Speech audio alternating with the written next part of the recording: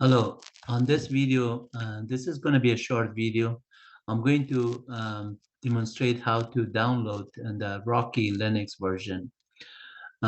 If you go to the https rockylinux.org website and you click on the About page and click on the About Rocky Linux, basically it is going to show this page, and it is, tells you that on December 8, 2020, Red Hat announced that they would discontinue the development of CentOS operating system. CentOS is the previous version of Rocky, and basically it stands for Community Enterprise Operating System, and the C stands for Community, ENT is for Enterprise, and that's the previous version. As of now, it's CentOS version 8, but CentOS version 8 is going to be end of life when Rocky is going to be the replacement. The original founder of CentOS operating system, Gregory Kurtzer, actually named Rocky after the co-founder name of CentOS, Rocky McGaugh. Basically, Gregory is writing the new version of Rocky, which he was the original founder of CentOS as well. But there were another co-founder of it, which was Rocky. So he named it after Rocky. And if I go to the download page, basically it's 8.5, as you can see, it's available. And then 8.5, and there's lightweight version, and that's minimum. And there's a DVD version that's a full-fledged version and with everything that you need. I'm going to download the DVD version so I can install it on a VirtualBox on a Ubuntu VM server. And I will create a Rocky Linux version later on. That would be a second video after this. And right now I'm just going to download it.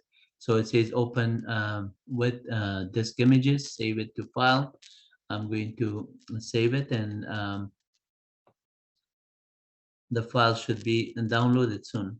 And then I don't know how long it takes, but I'll pause it. So if I just go back to my directory here and then cd2 downloads and do a ls-ltr, so every file that are coming later on this directory with CentOS is the one, Oracle VM, dynamic DNS. Let me just make sure that the download took effect because I don't see anything coming as of today. So I will just go back to the download page here and make sure that I click on DVD. And then here I'm going to just say save it as disk writer open, and then I'm going to click on save, actually not open it with. I'm not going to open it there. I'm going to save it, so it should download the ISO image. Sorry about that, I missed the reading that one. It's good to read those information. So let's look at it again and see if this time it is coming with the file. Yeah, Rocky is coming. So I'm going to just do a ls-ld Rocky. It start with the Rocky information, and let's just write the whole word Rocky, and then it is getting downloaded. As you can see, the size gets updated, and eventually the ISO.part will change to a .iso image when the download is completed. It is huge, so I'm not going to wait for the entire file because otherwise we will be here for a while. I could pause the video, and let me just do one more command to see how much of it is done. And the way you know is you type in disk usage minus sh uppercase Rocky, and then star. This would give me like a 1.9 gig is done. So if it is 4 gig, it's almost halfway in there. And what I could do is just to see the rate of the download, I could run every second. You can see that it is getting almost like 0.1 gig downloaded every few seconds, 2.4 gig. Um, let's just wait for it and see what it is there. Um, at the same time, while I'm waiting on this one, I'm going to go back to the web page, and we could look at some other options that is there for the website. So on the website, if I go back to the main page here, by just removing the download page, you can see that it is just giving you the Red Hat, I'm sorry, Rocky Linux name here as the name. And it does say that it is very stable. As you can see, rock solid no matter the use case. This regard to what is the use case, whether it's for production, development, integration, anything, it is rock solid. And then also it says that we will check it out, and that it's a replacement for CentOS version 8, which is end of life by end of this year, maybe, by Red Hat. And then we are going to look at 8.5, and then some of the packages, for example, for and this on CentOS, we used to use Yum repository, and instead of Yum, the Yellow Dog updater modified version, we're using the DNF, which is the Fedora package manager version. So CentOS for backward compatibility, it is still allow you to just do basically so it's 4.5 gig. Basically, for the YAM repository symbolic link to the DNF, so it's backward compatible.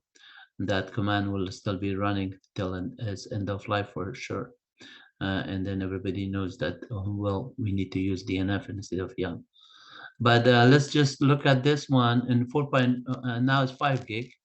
So apparently it's larger than 5 gig even. This is the DVD version, but it is not going to be too big.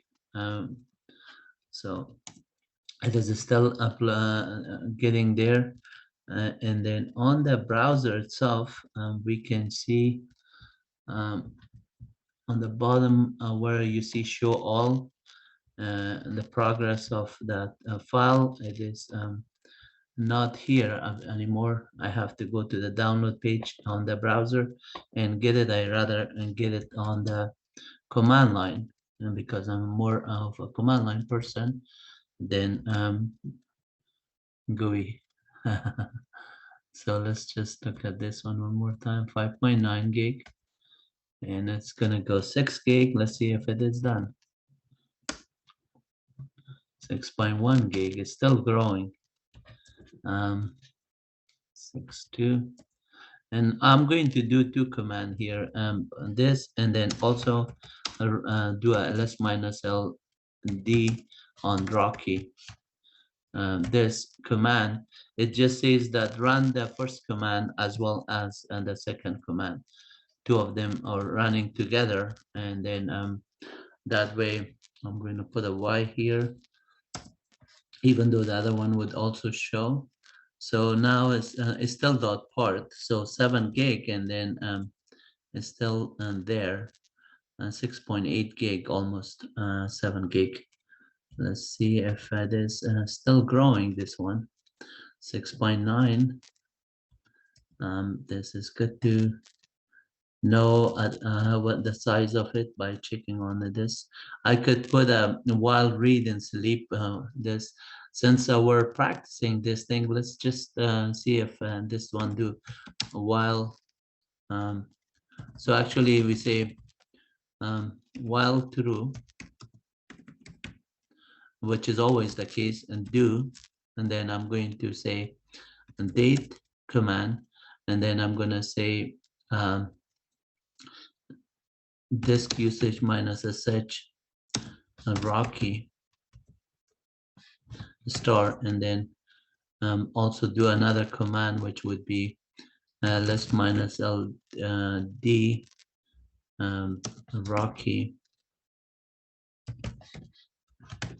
and then the star, and then that would be giving us now the download is already done. Looks like. So restore this image. This was not the one. This is actually come out as a result of that file, and that we say open it with disk image. We don't want to open it with disk image. Let's just minimize this window, and then we just say done for this one. And then, oh, actually I wanted to do a sleep also, but it is showing and there. And then since I did not put any true, it shows that the file size just keeps changing. So I'm going to put a sleep time this time with the while read.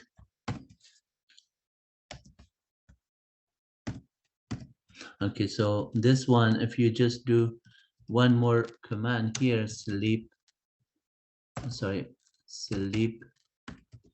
seconds, and then a semicolon. So it would be on every time it just does, and then give me a 2-second window difference. So the size is still growing. And then I'm going to also do a disk usage, because we want to know exactly the size of it as it is gone. So disk usage minus sh Rocky star, and then semicolon.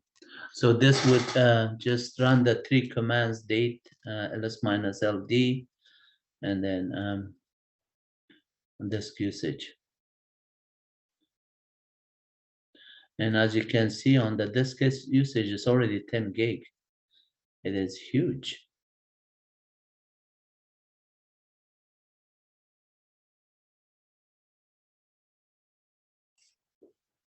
Ten gig.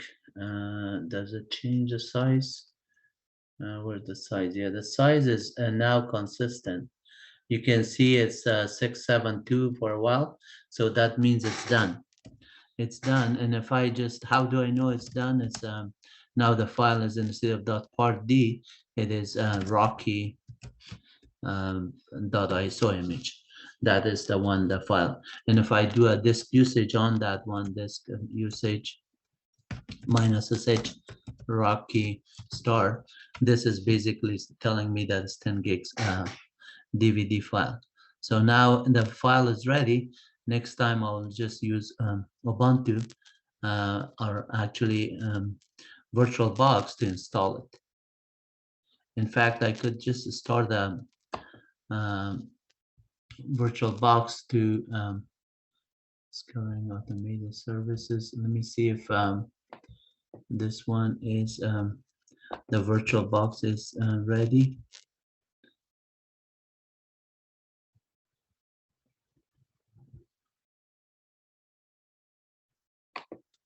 Okay, so on a VirtualBox, I could just say file,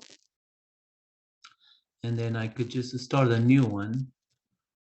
File, new cloud VMs, I could say, but this one is going to be new VirtualBox, not cloud, a new cloud VM.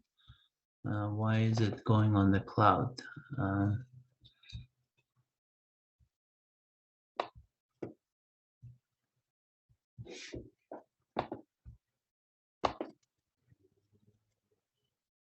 Import new cloud VM. So the options, maybe it is on the VirtualBox has changed. Destination, to create destination directory. Let's just go with the newer version of VirtualBox to see if export data.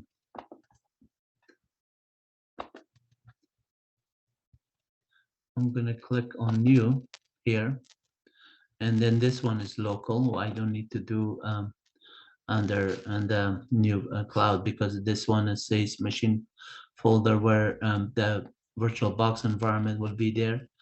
I make sure that on the root is on the root partition where I'm going to do it. And since I'm running it as root, df -h/root, root is part of the root partition, the root directory. So it is okay because I have enough space there. And then I'm going to call it Rocky Linux. And then this is going to just pick up Linux.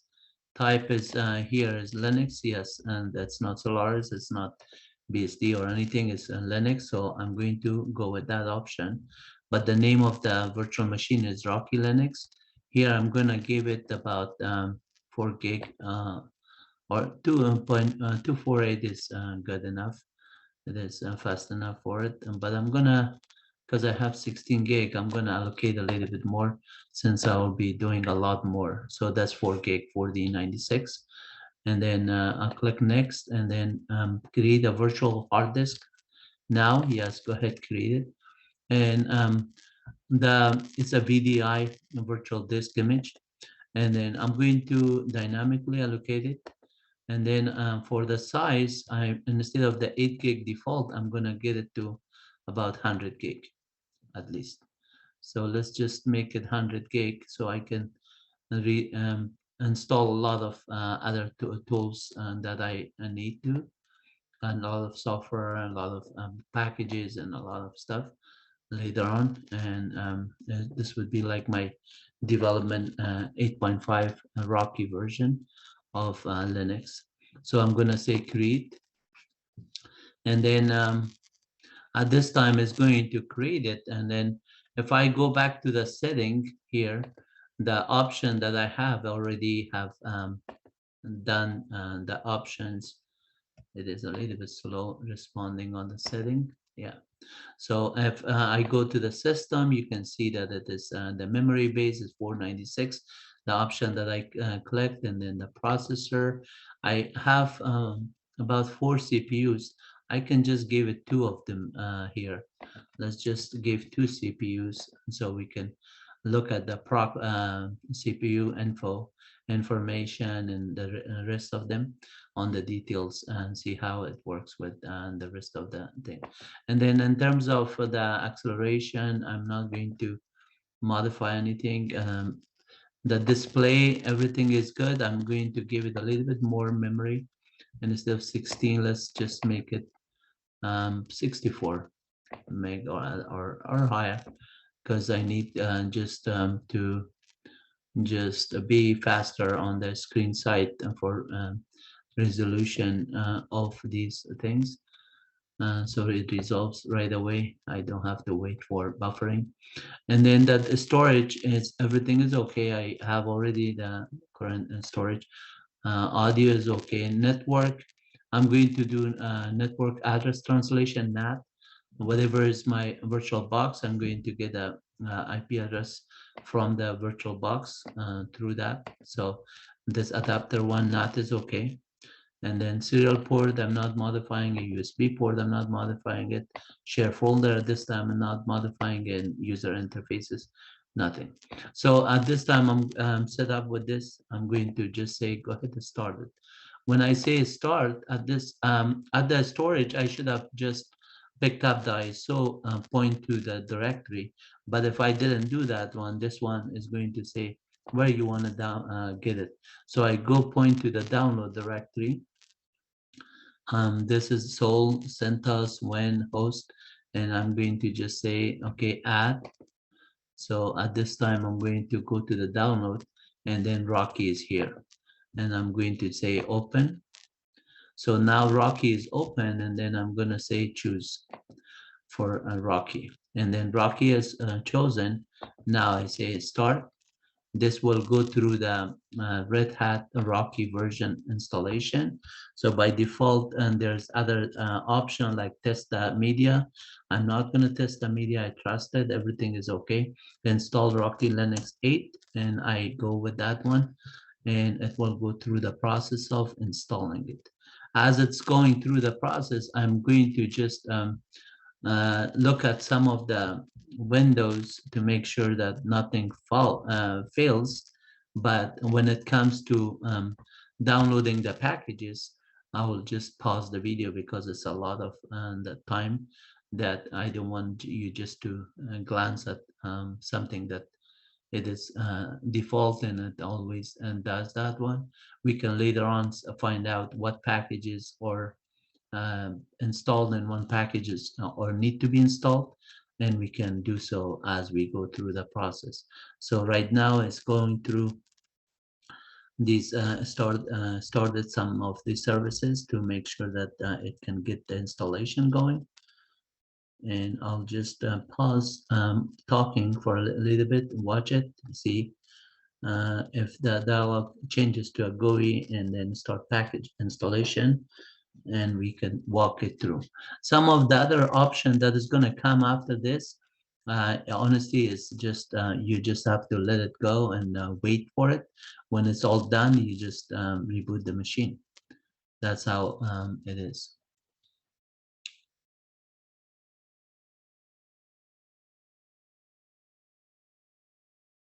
As I said, I will pause, but it makes me just say something because the video is not interesting if we don't talk about what's going on. And some of you are already very advanced, some of you are intermediate level. The ones that are a novice level that are doing it for the first time might be kind of puzzles like, so how long do I wait? What is the wait time in this case? Why do I have to just monitor it? Why don't I just go away and then come back and see if the machine is up and running? A lot of those questions are basically based on the number of options or installation that you have done in the past with different things. Like right here, it tells you that we're on Rocky Linux installation. We have to choose the keyboard, for example. It says, would you like to pick up the language? And you say, yeah, English is good. We want to do English United States. So it's already selected for us. We click on continue. And then as we click on continue, things are changing. So let's just, right here, the keyboard, it's not selected. So I'm going to click on keyboard. And then the keyboard is already Linux. It's already good. So we're going to say done. And then the language supported, we picked it up, time zone. We're going to pick up California. So Los Angeles, California would be Pacific Standard Time. So here, America, Los Angeles, good. I picked up the right time zone, which is Pacific Standard Time. And that would be time correctly. But then I have to install NTP-D, the network time protocol daemon, which makes my time sync with the zone servers. And then as it syncs, it will be in nanosecond accurate. It will always be synced with the proper date and time.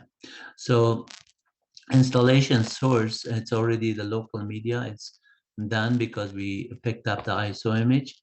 We're not going to modify that one. The software version and what needs to be installed. In this case, we selected server with GUI. That is the default, and that tells you that you're going to have a graphical user interface with X session and X Windows and GNOME, GNU, GDM, and everything. So all those packages are there. If you want to install a FTP server or file server or maybe email server or anything, network server, you have the option to do those ones. Windows file server, and this is good thing. And the package group allows you to share files between Linux and Microsoft Windows. So I'm going to enable that option also in the package to install as well. And debugging tools, I really love it because I want to do a lot of programming, and whether it's C++, C, Python, Java, everything, there's debugging tools you needed. File and storage at this time, I'm okay with it because I'm not doing any CEF or NFS mount points, or if I do, I will just do that one at some point. Maybe I need to do it for CEF for Windows. Let's just do the file storage also. FTP file transfer, I could use as copy instead of an SSH. Gas agent, I don't need it at this time. NFBAN support, I'm not sure what is that one, but I will check it out. Software design for supporting clustering, grid connectivity, and latency. I don't need it at this time. Mail server, as you know, I'm not doing mail on this server. And network file system client. This is an NFS. Let's just make sure that since we did the other ones, we're going to do network file system as well. And make sure that if I need some sort of Samba or NFS or CEFs or anything mounts, they're all okay. And then I'm going to just say, go ahead and done with this one. I selected a lot of packages, and this is gonna just be a massive time consuming on a slower machine. But this machine is fast enough and it should be good. Installation destination, we have to select that one. So we're going to do it on a virtual box here. And then this is 98 gig, and that we just VMDI it earlier, and then we just say done. So that is selected. Now the root password, I'm going to just identify, give a root password on the server. Let me just type in the root password that I think it should be there. And it is strong password, so that's good.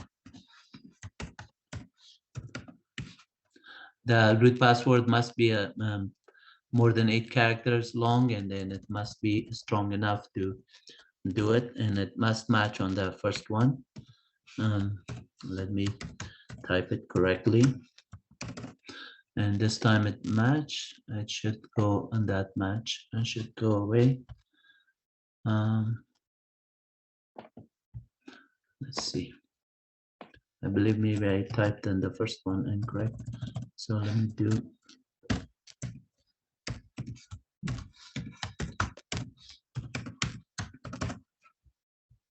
And then I'll repeat this one again, like it did in the past, on the top.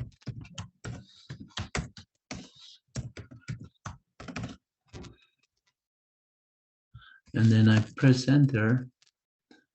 This time it's still telling me the password does not match. Let me just clean it up, both of them, and I'll try again. I'm going to do.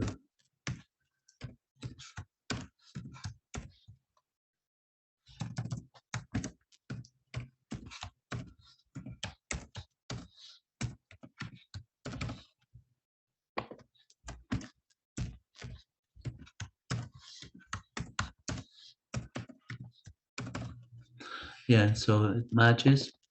You don't want to just type in a password that you don't remember yourself. That would be awful. So, and then this installation destination, we already selected this one, and it should have gone, and the parameter somehow it got lost, and now it is saying saving storage. Processing, now it's complete. So everything here is good. We process the root password. I'm gonna also create a user. I'm gonna call it W Lutfi, and then first, actually, if you type in full name, say Wahid Dullah Lutfi, it will just automatically take as the username and password. So I'm gonna give it a password.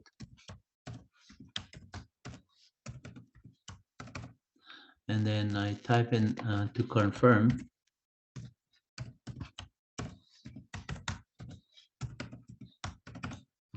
And then for the advanced setting, I'm going to give myself sudo. This user group is fine. Specify user group, and I'm not going to just change this.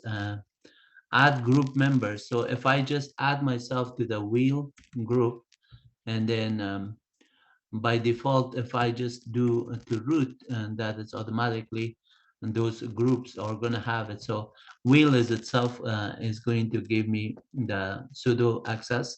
So that's good enough to just make sure that it is allowing me to log in with sudo privilege, so I don't have to become root every time I want to do something. But if I do a massive work, then I can just do it.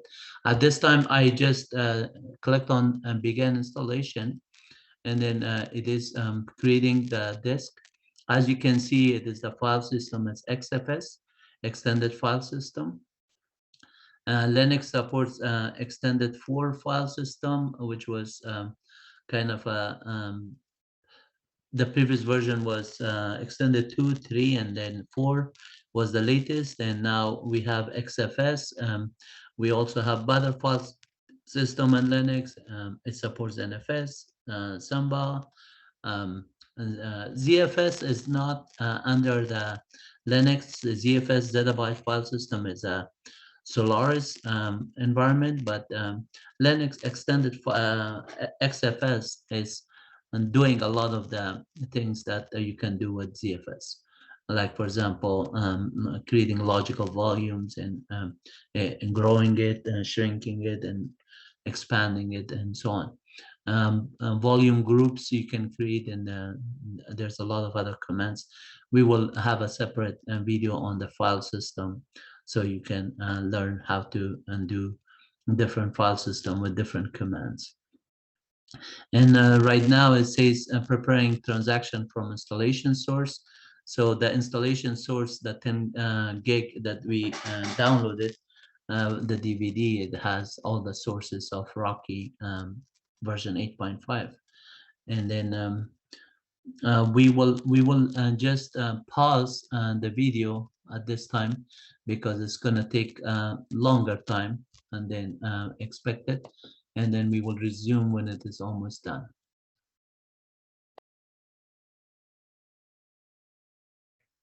I just resume recording for a minute just to show you that the packages are being installed.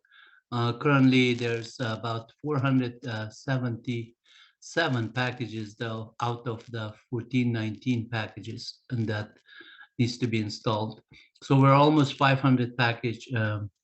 At this moment, it's 498 out of 1419 packages, and now it's 500. So I'll just stop recording, because it's 1/4 of the packages are installed, and we will resume recording again when it's almost done.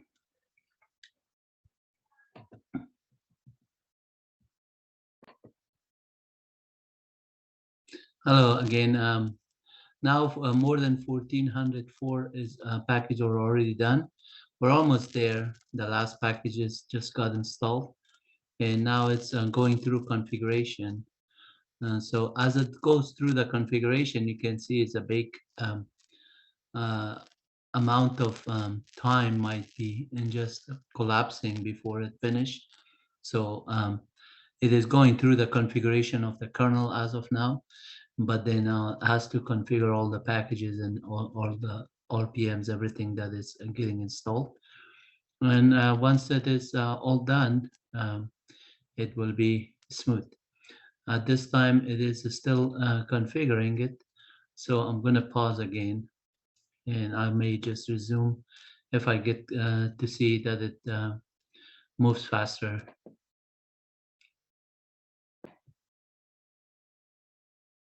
Still working on the kernel configuration, so I thought that it would be beneficial to you to know what is kernel. Kernel, as it stands for, like here it says kernel-core, is the core part of the operating system, or the main part of the operating system.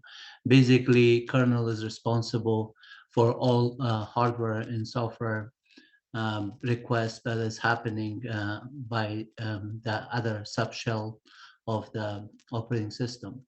Kernel always resides, the portion of the kernel which is the main part of the operating system, reside always on main memory, and it facilitates between the software and hardware all the requests. Usually when you run a command on a shell, the shell is just passed on into the kernel, and the kernel is responsible for making sure that you have um, all the requirement permissions to just do what you're asking for. For example, if you're printing a file or saving a file or writing a file, reading a file, anything you do, the kernel is responsible to make sure that you have the requirement permission. And then once you have the required permission, then it's gonna go to the device, make sure that device is available.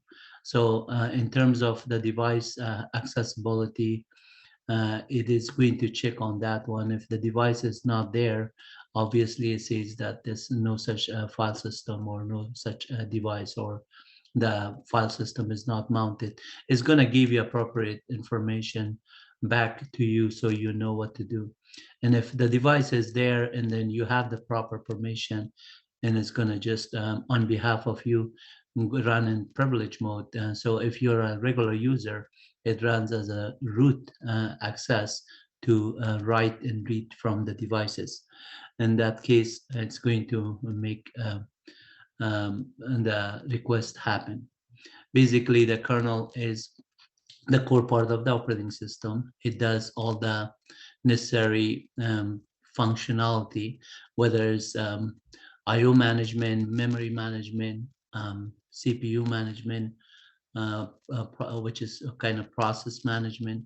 Every file system is saved, every file or is saved on the Unix operating system as a file system. Inside a file system, you have files and directories, and directories also files.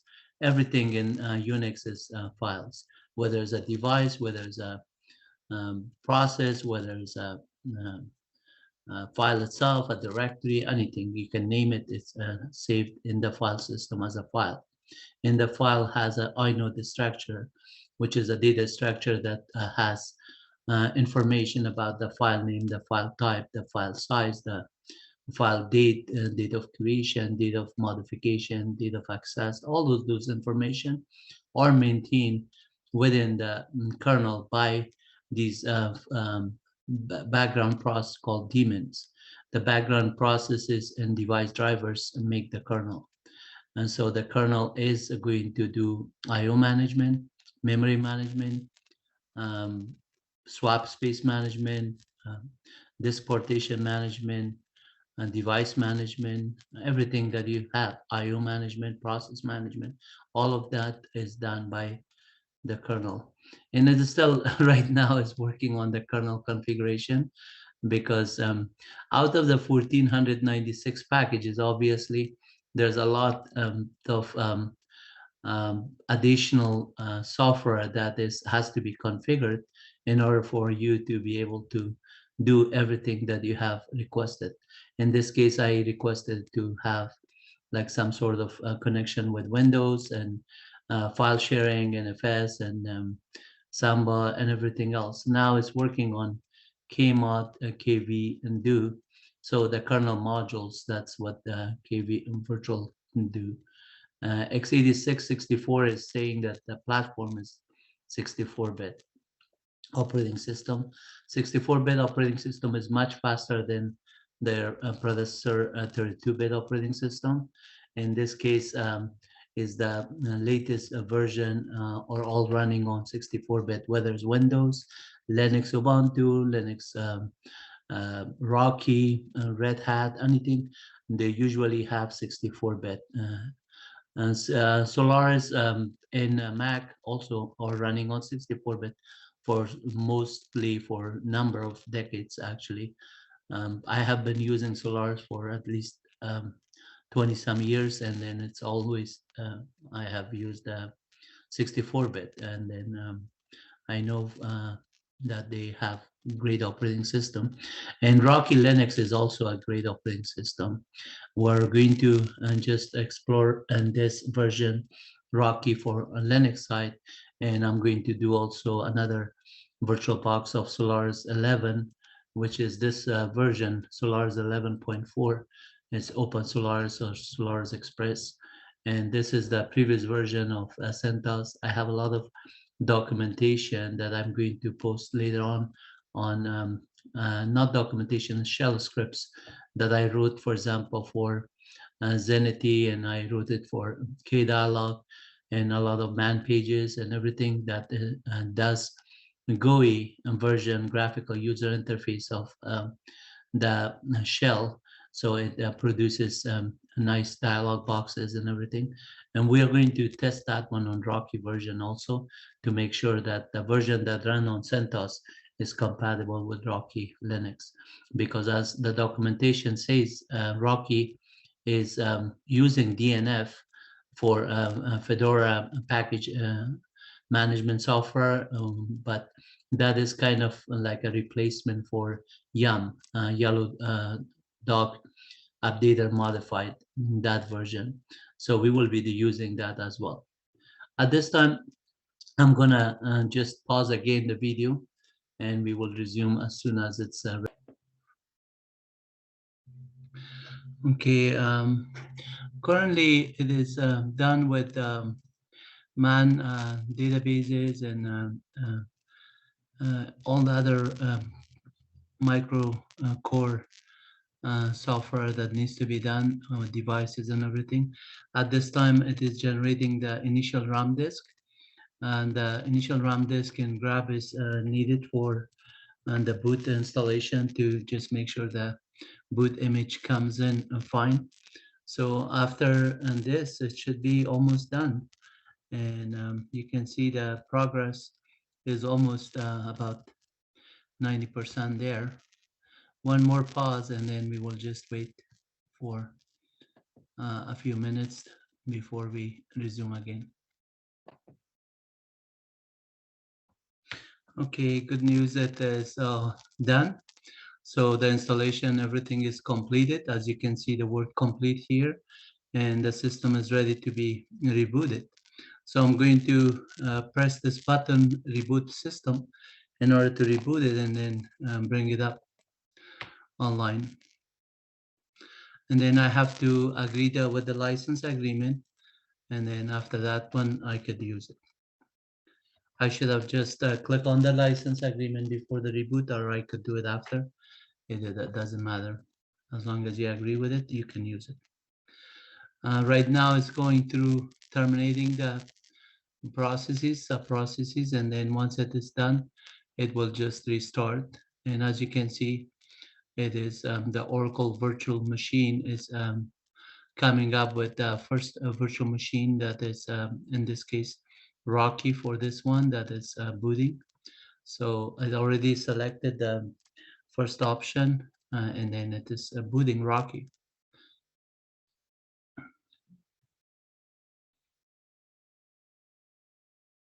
I will have another video for the virtual box and other stuff for the details of it, but at this time we're discussing the VM Rocky. You can run Rocky as a server command line with a text based, which is going to be a headless, and then you can also run it as a graphical user interface with a laptop or desktop or a workstation. So, and the one that I'm doing, it is a virtual machine running Linux Ubuntu as the server and Rocky as the VM virtual machine installed in it using the VirtualBox. VirtualBox is also free, open source. It is not free in terms of, it is free, but it is not open source. It was open source and it was bought by Oracle. Now it's licensed under the Oracle, but it's free to the community. So you're welcome to use VirtualBox, which is Oracle provided, and it is free of use.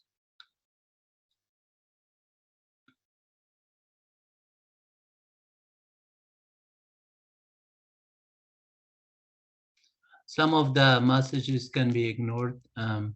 even though it says error failed to send host log mesa, because we're doing it for the first time.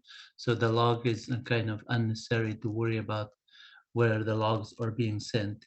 Our syslog is the remote syslog utility that actually, or configuration that does that for the log there. There's a lot of files in Linux under log messages. And then the dmessage is the command to check the logs. Log rotation is another utility that you write. You want to make sure that your logs are rotated, otherwise they will fill up the file system var partition, and subsequently it will cause degradation on your system until you take care of it. And so at this time, the boot process is, because it's coming for the first time, it's a little bit slow. So now it's waiting for my license and the license for me to accept it, and I accept the license.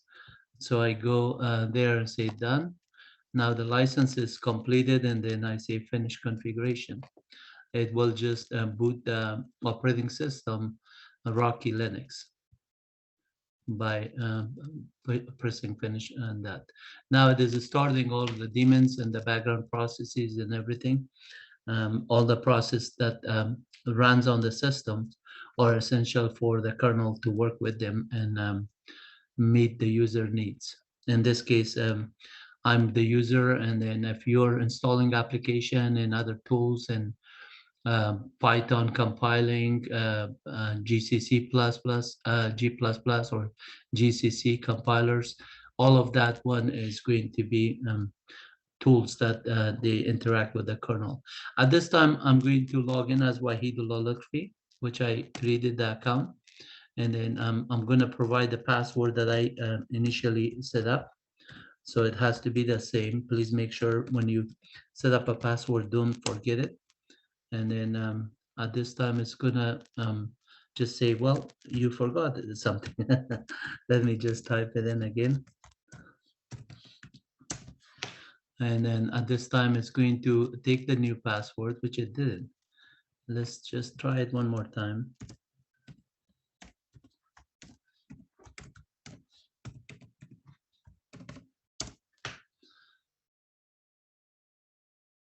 Okay, it looks like it is taking it this time.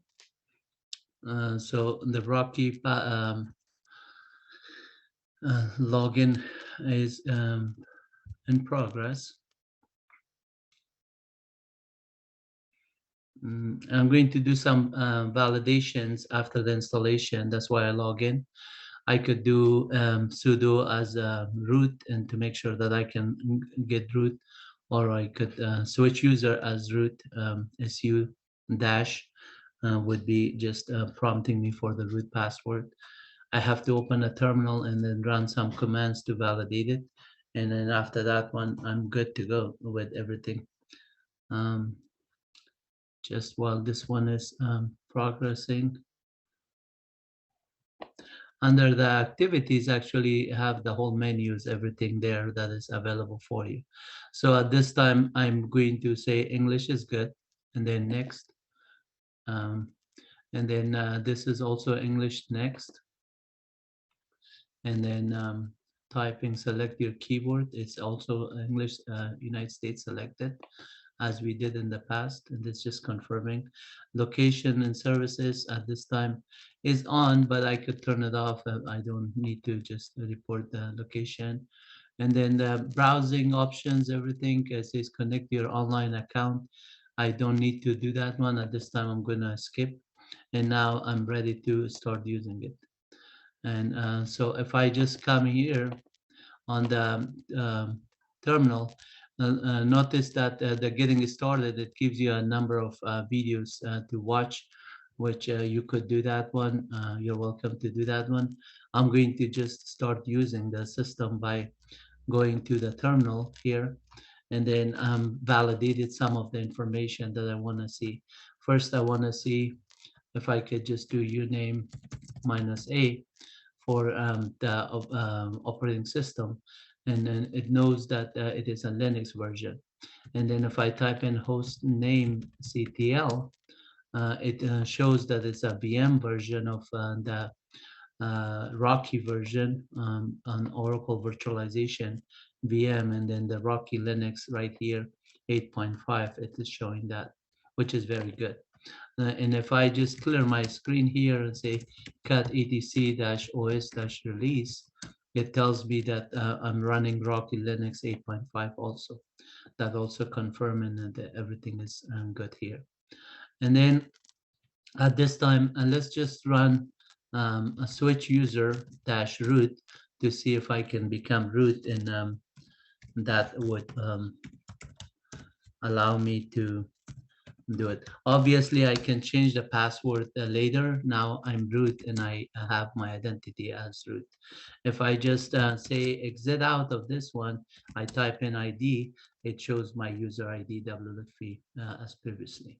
So in this case, I want to just see the list of RPMs that are installed. I could also do sudo and see and then su dash to log in as root here. I could do without the switch user. So let me try that one. Because I set up a sudo privilege, I should be able to do sudo. Yeah, you can see that I did this one. And if I just don't want to get into root, I can run one individual command. I could do sudo and then followed by the command, like rpm -qa. This is showing all the RPMs that are installed on this version. There's a lot of them. And then as you can see, the list goes on and on. So I could do a word count -L for a long listing. And that would tell me that 1419, and that was the number of packages that were showing here. I could also use sudo DNF, and then I could say DNF search, and then actually DNF, I could say list everything, and then see how many of them are available for me with this. This is the name of the packages. DNF.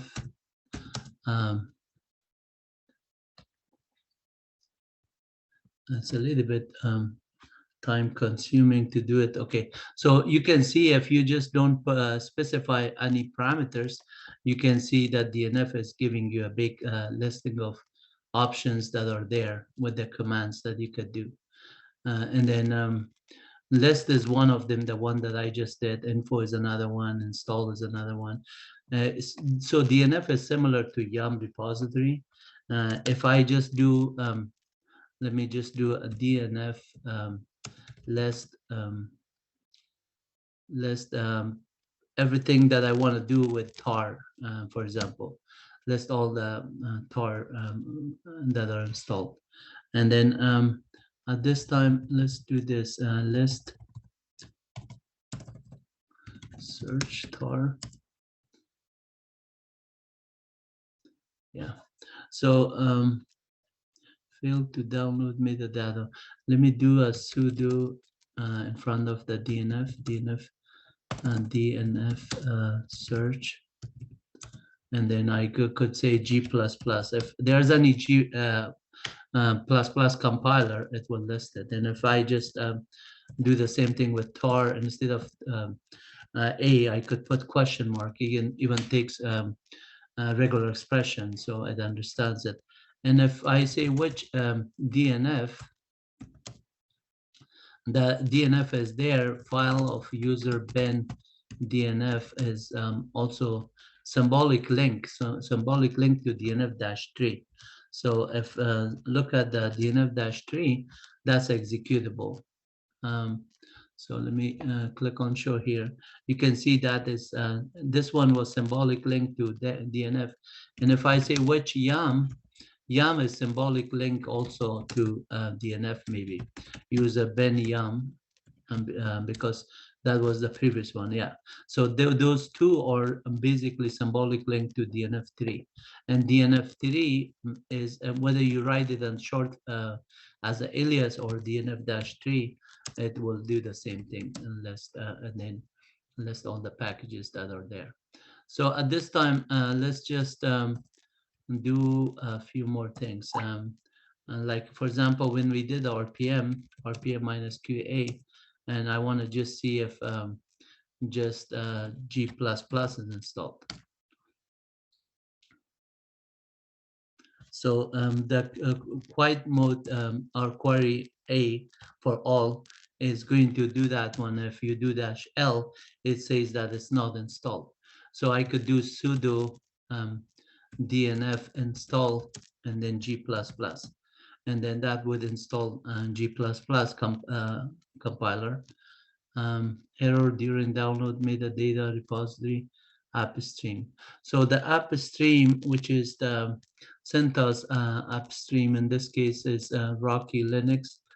The repository is not set up properly. Maybe apparently because I'm not on internet yet. Let me just make sure that I'm on the internet. So if I just do a clear screen and then I ping, let's say google.com, you can see it is not resolving. So netstat minus rn, it is not resolving it to an EIP. IPA would not also show an IP address that is pingable.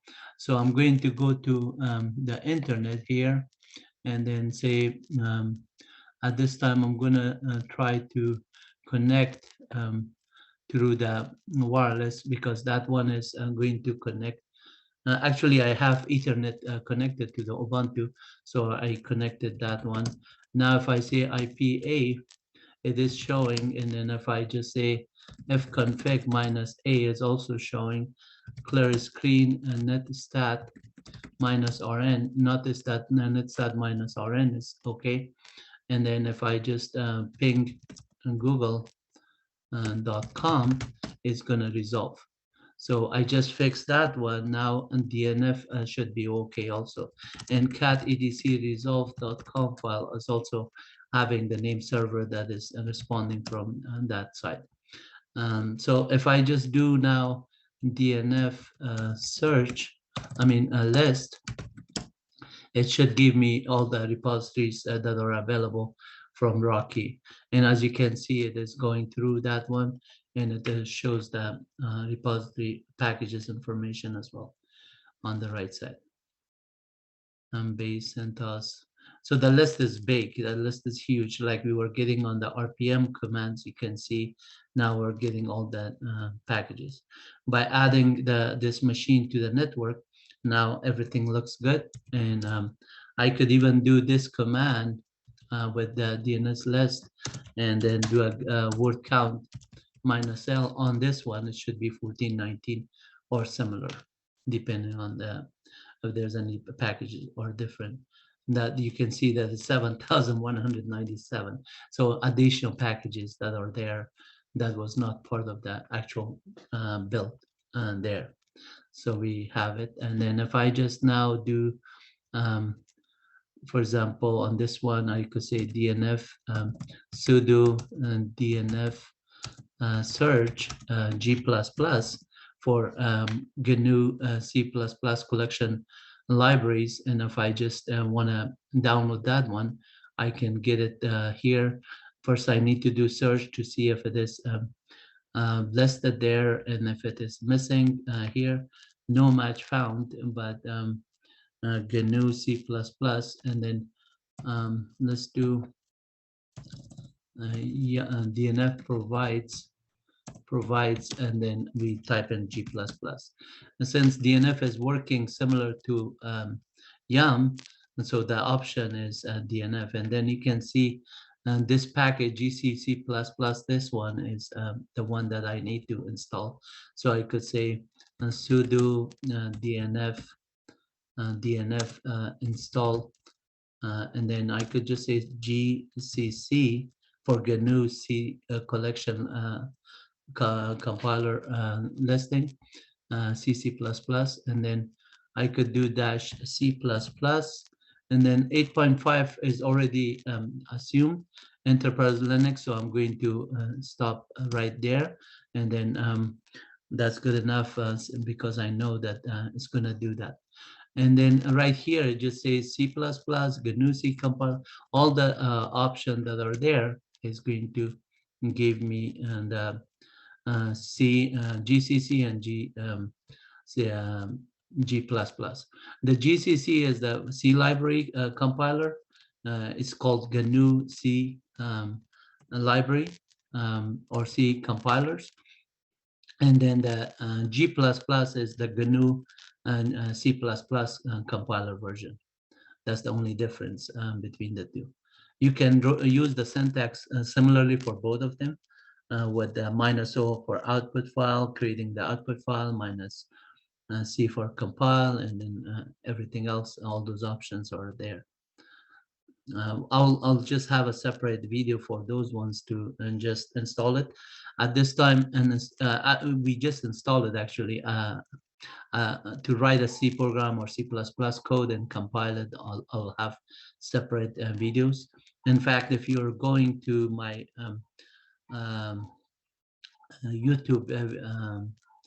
YouTube, if you subscribe to my YouTube channel, you will see a lot of the C++ videos that I have already built it on Linux CentOS or other Linux versions or Windows environment, and those videos are already available on YouTube. But the reason I'm doing this one, because you could have one shop store, which would be the Rocky Linux version, and you could just learn everything, whether it's Python, Java, C, C++, and you could just migrate that one, because Rocky is the latest version. So if you get the latest version and the greatest tools, then you're set for life. So this is here now is there. If I say which G++, you can see G++ dash version. It tells me 8.5 is installed. And then dash uppercase V, and does the same thing. But actually the lowercase v. Uppercase V would just say that the source code is not there, because you have to write a C++ code in order to compile it and do it. And then the other thing is GCC. GCC dash version is also installed. So which GCC, and then you can see that is there. In fact, I could write a simple program. Let me just make a directory here called programs. And then I'm going to go to under programs, and then make two directory. One is called C and the other one is C++. So let's just go to the C directory, and we just write one program for C, say hello world, a simple program as that. And then if I just do that one, if vi hello.c, we're going to put pound include IO, standard IO in this case, standard IO.h in the header file, and then int main, and then we start this. We're not going to explain these ones at this time. I'm going to just do a printf statement, simple printf statement to just say hello world, and then new line characters, and then just close it, and then say return, and then we say return 0, meaning successful, and semicolon, and then closing the brace here. So and getting rid of this line. So now we have the hello world. If I clear my screen, you see the source file, and the source file star.c is ASCII C source code. And if I cat -n hello.c, you can see it is just that. Now, if I want to compile this one, I use GCC -o, and then I'm going to call the output as hello, and then the source code, in this case, hello.c. So the return, I mistyped it. I'm going to correct that one, hello.c. The return is URN.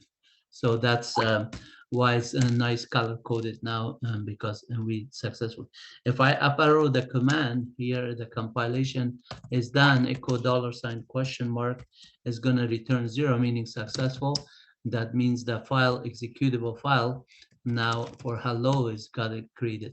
Now you can see file star, it says the hello is executable, and then I'm going to just run it by typing hello.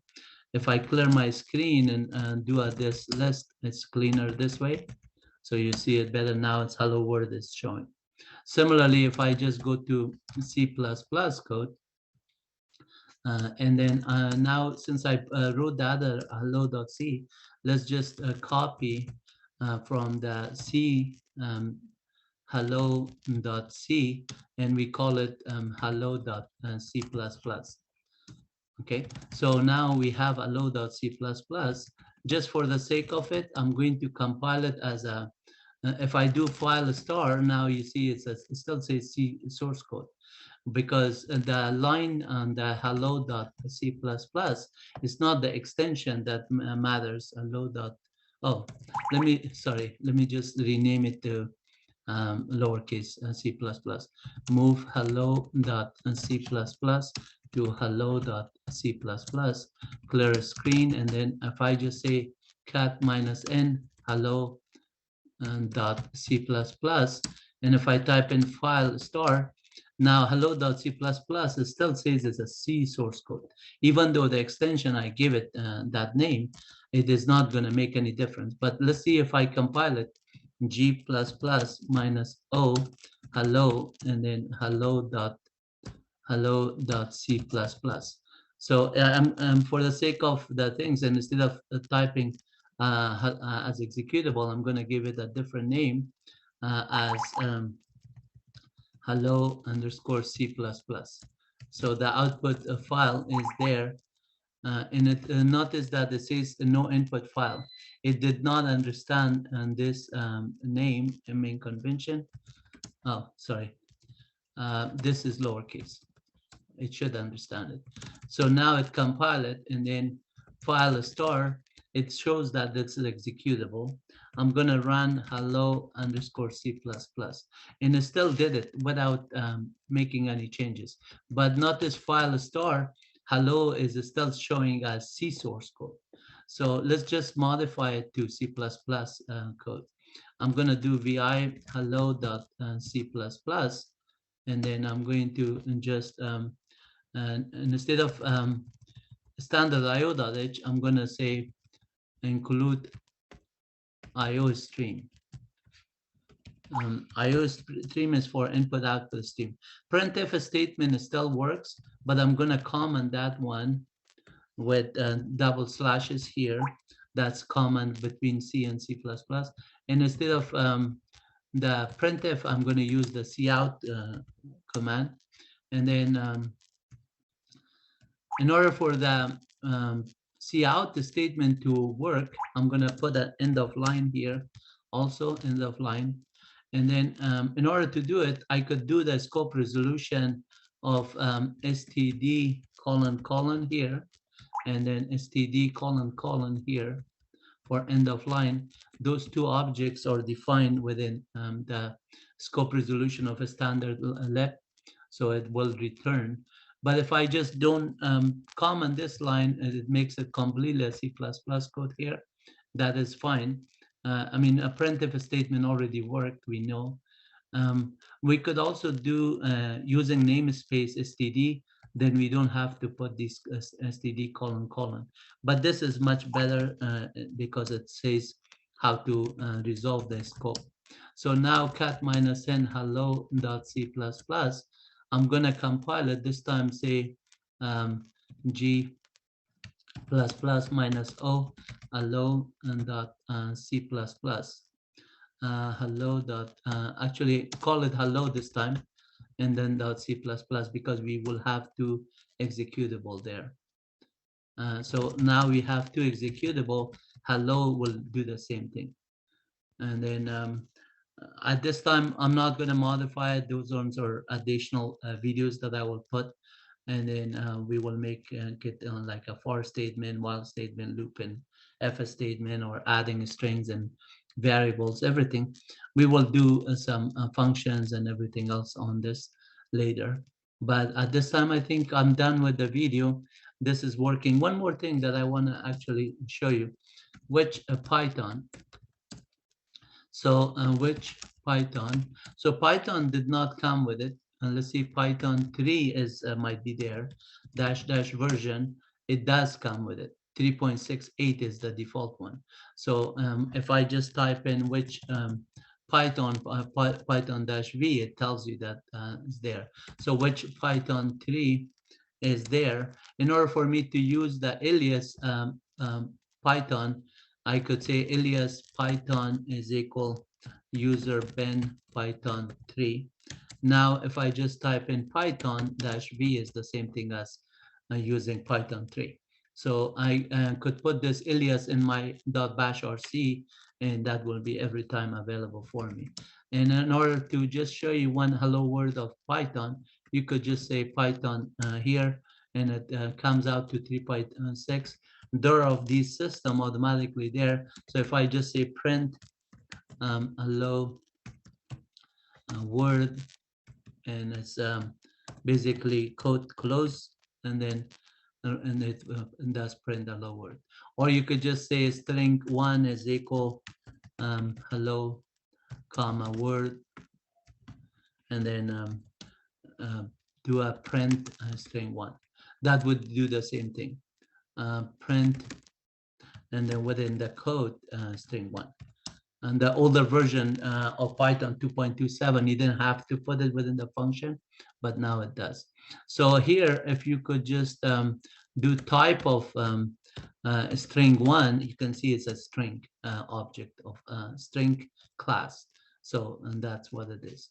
At this time, we have done Python as well. I'm going to exit out of Python and clear the screen, and say a banner, say bye. So this one will supposed to do that. Banner command not found. So it is not available. It has to be installed. Apt install, not apt actually. Sudo dnf search banner. See what banner is there, and the binary that needs to be installed for banner.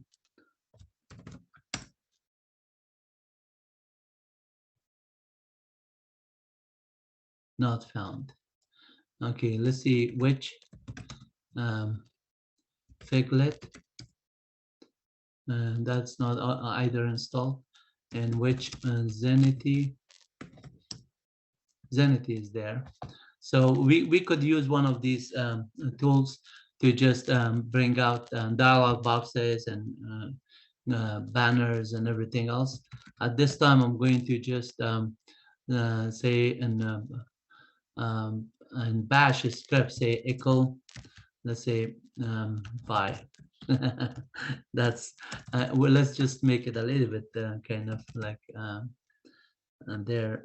So \t, and we're going to use the -e for echo expression, and then that's \t, and then banner, or say goodbye, and then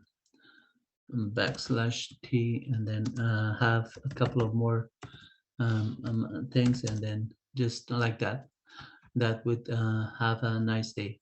And then let's just say have a nice day.